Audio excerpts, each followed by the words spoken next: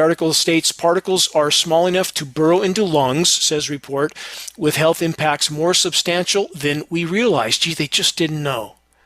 On every front, again and again and again. We stated it at geoengineeringwatch.org for years, and they're finally being forced to admit to some of the truth.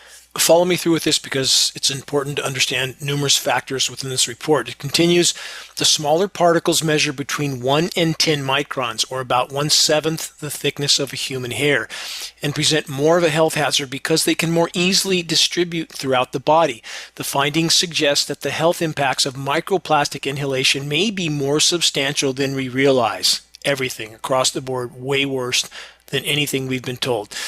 The authors then wrote, we were quite surprised about the microplastic levels we found. It was much higher than previously estimated. Particles this small are well known to transfer into tissue, which is dangerous because it can enter into the bloodstream and go deep into the respiratory system.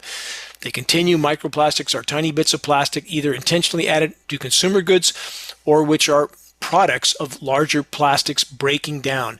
The particles contain any number of 16,000 chemicals, of which many, such as BPA and PFAS forever chemicals, present serious health risks. They say these substances have been found throughout the human body, everywhere. In fact, brains, every single organ, everywhere, and can cross the placentia and brain barriers.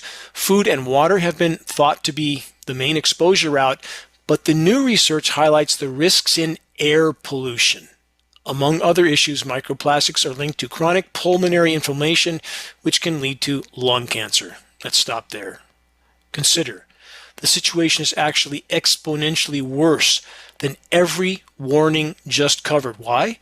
Because the report and the testing that justified it was only considering microplastics, not nanoplastics, which are exponentially smaller, exponentially more abundant, and thus exponentially more harmful to all life. When they're talking about particles that are so small you can fit 7 across the width of a human hair, 7, you can fit 100,000 nanoparticles across the width of a single human hair, 100,000.